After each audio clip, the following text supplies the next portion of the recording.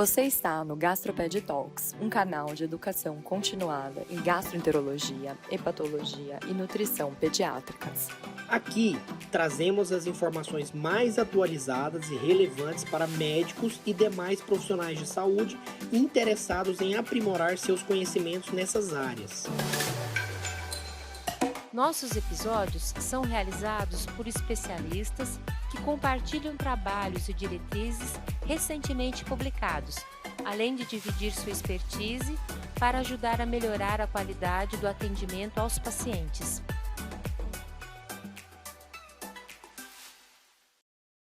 Bom, o artigo que eu vou apresentar é esse aqui, né? Um artigo de 2021 que foi publicado no Nutrientes, e ele vai falar sobre a forma de alimentação e a forma que as pessoas conseguiram essa informação no Chile, né?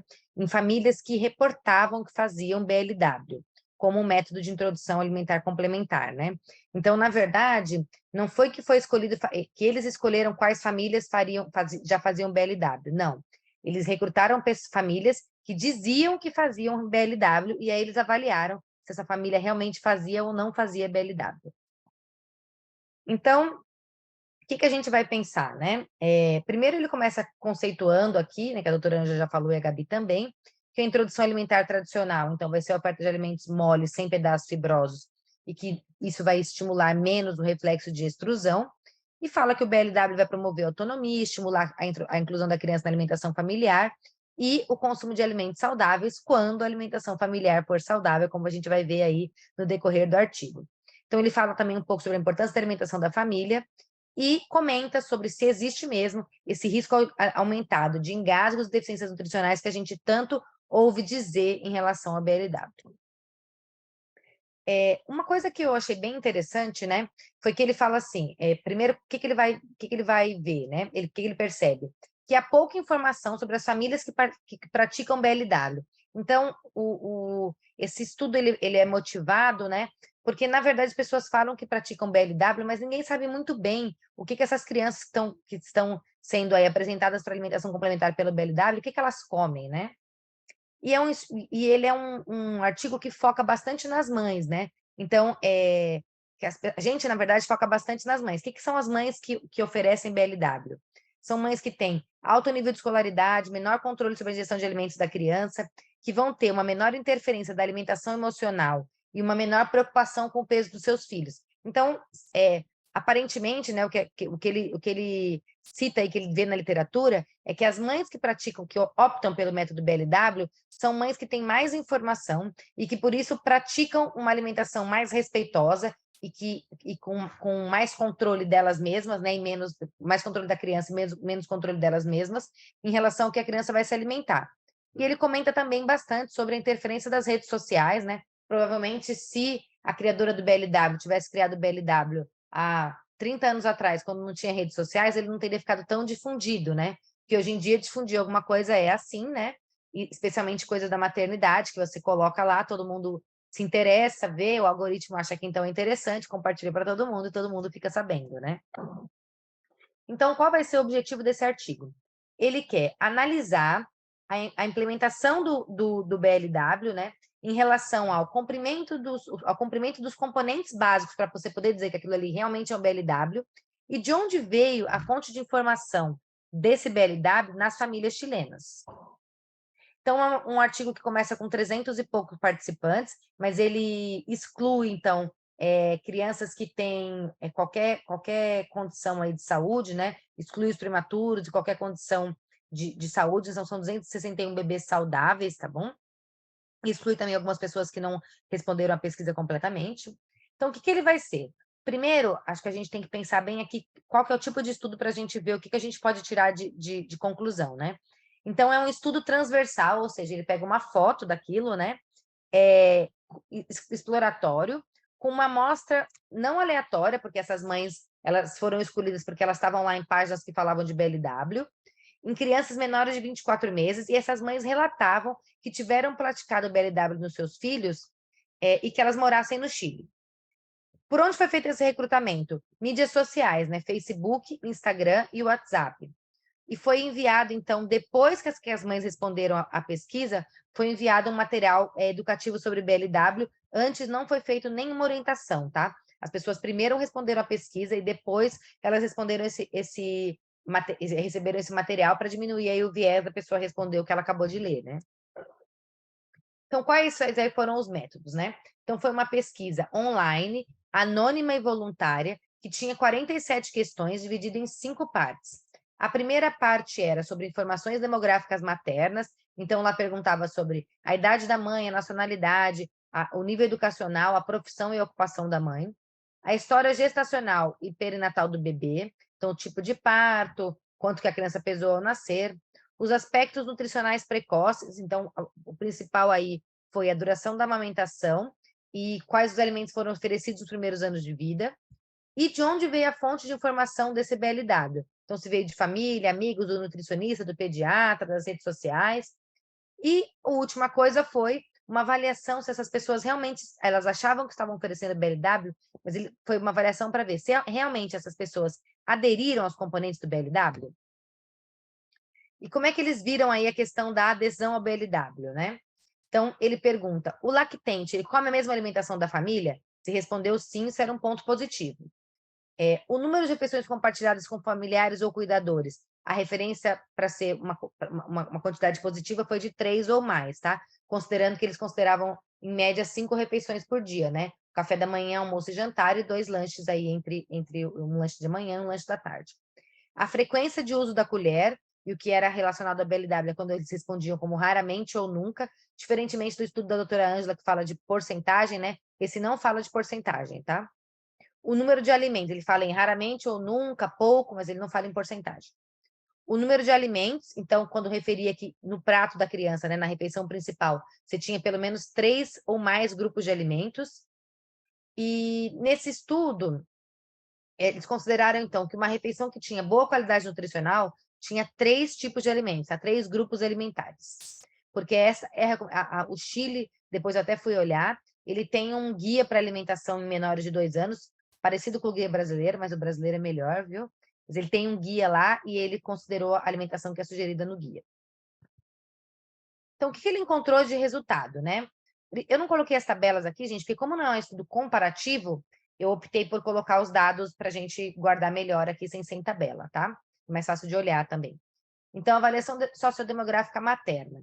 Eles descobriram que as mães tinham uma idade média de 28 anos, quase 100% delas eram chilenas, quase 70% delas estavam empregadas e 47% delas tinham mais de 16 anos de estudo, né? A forma de estudo lá, eu fui olhar também, ela é igual, mais ou menos igual ao Brasil, né? De anos de estudo. Então, 16 anos de estudo lá em ensino superior ou técnico, tá? A maioria dos participantes, então, olha que dado interessante, 80% dos pacientes relataram que as informações sobre BLW vieram por meio das mídias sociais. E só entre 18 e menos que 20% falaram que essas informações vieram de pessoas, como profissionais de saúde e amigos. Né? Então, profissionais de saúde 20% e amigos 20%. Poderia responder mais de uma nessa resposta, tá? Então, você podia falar, por exemplo, mídias sociais e amigos. As crianças tinham peso médio ao nascer normal, adequado para a idade gestacional, tá bom? 91% estavam entre 2.500 e 4.000 gramas, né? 2,5, 4 quilos. E aí ele fala que a maioria delas, aliás, a maioria esmagadora, né? 80% relataram que tinham amamentado exclusivamente ao seio nos primeiros 6 meses de vida. Depois, é importante guardar esse dado aí, ó, 80%, que a gente vai comentar ele daqui a pouquinho. Então, durante a prática de BLW, as mães relataram que 78% das crianças apresentaram algum tipo de engasgo, mas que poderia ser reflexo GAG, pelo que eles comentam depois. E, desculpa, 78% não apresentaram nenhum tipo de engasgo, 28% apresentaram um engasgo raro e 3% um engasgo importante ou um sufocamento. Isso fica mais ou menos na média do chilena de alimentação complementar também. Então, o número de refeições compartilhadas, tá? Eles falam que quase 60% comiam a mesma refeição da família, 44% participava com pelo menos 3 refeições familiares por dia, e o almoço era a refeição mais compartilhada. A maioria das crianças, 80%, referia 3 tipos de alimentos em cada refeição, e o uso de colher, como ocasionalmente ou nunca, aconteceu em 75%. Então, nessa amostra, 19% só realmente praticavam o que eles consideraram como ser o BLW, que é comer a mesma comida da família, com pelo menos 3 refeições, com 3 tipos de alimento e usando colher apenas ocasionalmente. Então, na verdade, eles dizem que, se for considerar esses critérios como BLW, não necessariamente as pessoas que acreditam que estão praticando BLW estão praticando o BLW puro aí, que foi descrito pela fundadora. E aí, sobre o que as pessoas ofereceram, né? Quase metade das pessoas falaram que ofereceram fruta como primeiro alimento, quase 30% falaram que foi verdura, e uma quantidade menor de pessoas, aí por volta de 10%, falaram sobre cereais ou mistura de frutas e legumes. 6% referiram purê macio, e 1% das mães, 1,5%, falaram que ofereceram carne como primeiro tipo de comida. Os bebês bebiam água e poucos deles, né, recebiam suco. Então, os alimentos oferecidos nos primeiros 2 anos de vida. As famílias, então, quase todas elas referiram que ofereciam frutas, verduras, carnes, uma quantidade grande também, né? Mas é porque o Chile tem essa tradição, né? 60% ofereceram peixe e frutos do mar. E olha aqui que interessante, 30% relataram que ofereceram sal nos alimentos oferecidos ao lactente, 8,8% falaram de açúcar e 7,7% ofereceram mel. E entre as famílias que ofereciam suco, que eram quase 20%, 32% do suco oferecido era natural e quase 70% não era, tá? Pouquíssimas famílias ofereceram refrigerante, café e chá aos filhos nos primeiros 2 anos. Então, elas falaram que as famílias que os bebês consumiam alimentos da família eram mais propensas a receber biscoitos até os 2 anos, 60% contra 46% das que não consumiam alimento da família. Eram mais também propensas a receber mel e peixe de frutos do mar também, com diferença menor entre peixe e frutos do mar. E também, quem comia comida da família era mais propenso a adicionar sal e açúcar. As famílias cujas crianças recebiam mais de 3 refeições na família eram mais propensas a receber alimentos como presunto, linguiça e salame, em comparação com as que comiam menos que 3 refeições da família, e também tinha mais chance de oferecer biscoito e frutos do mar. Quase 90% das famílias cujos filhos recebiam 3 ou mais alimentos durante as refeições ofereciam carne, e não teve diferença estatisticamente significativa nos alimentos oferecidos nos primeiros 2 anos de vida, quando comparou as famílias que usavam apenas ocasionalmente a colher versus aquelas que usavam a colher com mais frequência. Então, a colher não foi o principal. A principal diferença aqui foi as crianças que mais comiam com a família, elas comiam pior do que as crianças que não comiam com a família. E eu acho que é isso que eu vou comentar depois no final. Então, uma coisa interessante, a fonte mais comum de informação sobre BLW, né, muito mais comum, na verdade, 80%, foram as mídias sociais, e aí a gente pensa, né, no peso das mídias sociais para oferecer uma informação, e quanto que essa informação é uma informação não checada, né, e não checável também, porque o profissional de saúde não olha o que o seu paciente está lendo. Então, e o quanto que essa informação pode estar errada, quando de fato parece que realmente está, né, já que 20% das pessoas acharam que faziam PLW, realmente faziam. Aqui lá no Chile, né, menos de 20% dos profissionais receberam algum treinamento formal sobre a abordagem BLW, e eu acredito que esse número seja parecido no Brasil, né? A gente ouve falar de poucos cursos de BLW e poucas pessoas que realmente fizeram curso de BLW. Eu acho que entre médico ainda menor do que entre nutricionistas.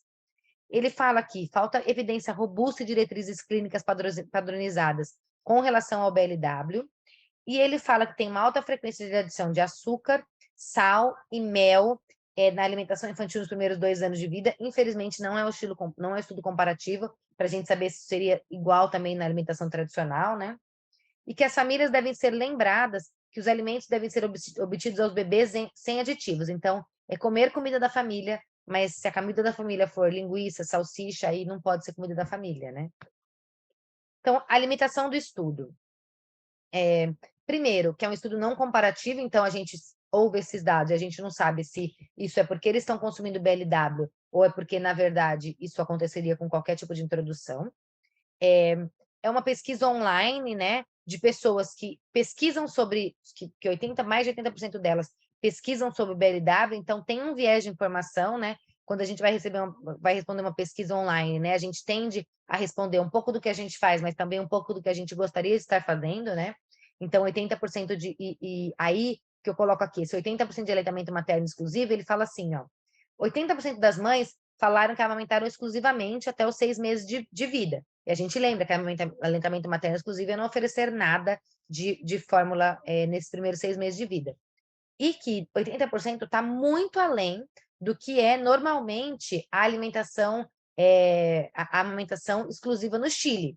Então, realmente, será que as mães que praticam BLW, elas realmente também recebem mais orientação e fazem mais aleitamento materno exclusivo? Ou será que elas só clicaram ali porque é mais politicamente correto dizer que você faz aleitamento materno exclusivo, né? E uma outra coisa é que ele é um estudo retrospectivo, né? Então, você tem aí também o viés das mães lembrarem, né? O que elas ofereceram. Quem aí tem filho sabe que você vive num furacão nesses primeiros 2 anos de vida, que às vezes é difícil lembrar qual foi. Eu até fiquei pensando, eu não consegui me lembrar qual foi o primeiro alimento que eu ofereci para os meus 2 filhos. Meus filhos têm 4 e 5 anos. Eu fui olhar uma foto, achei lá, falei, lembrei. Mas eu lembrei não, né? Eu olhei usei da lembrança aí digital. Mas então tem essa limitação aí de ser um estudo retrospectivo. Então, o que a gente tira de conclusão nesse artigo, né? A coisa mais importante, na verdade, desse artigo é que ele fala aqui, se as famílias têm maus hábitos nutricionais, é provável que esses hábitos eles sejam transmitidos ao bebê durante o BLW, pois um dos principais componentes da prática do BLW é que as crianças comam a mesma comida que a família, se a comida for adequada e segura. E que no Chile, apenas 5% da população tem uma alimentação saudável, cumprindo as diretrizes alimentares nacionais em outras pesquisas. Então, eu acho que esse é o principal ponto, né? Aí é uma opinião minha, não está no artigo, tá? Eu acredito que quando a gente oferece uma alimentação separada para o bebê no primeiro ano de vida, a gente protege ele dos maus hábitos da família, né? E quando a gente coloca uma alimentação muito igual à da família, a gente acaba que esses maus hábitos são iniciados desde o começo da vida. E aí, pensando em programação metabólica, em toda essa coisa aí que a gente lê sobre microbiota, talvez a gente tenha que pensar se o método de introdução é tão importante quanto o que realmente é oferecido, né? Então, as conclusões são que 20% das famílias realmente praticavam BLW e 80% não praticavam de acordo com o que foi determinado no estudo como BLW, né?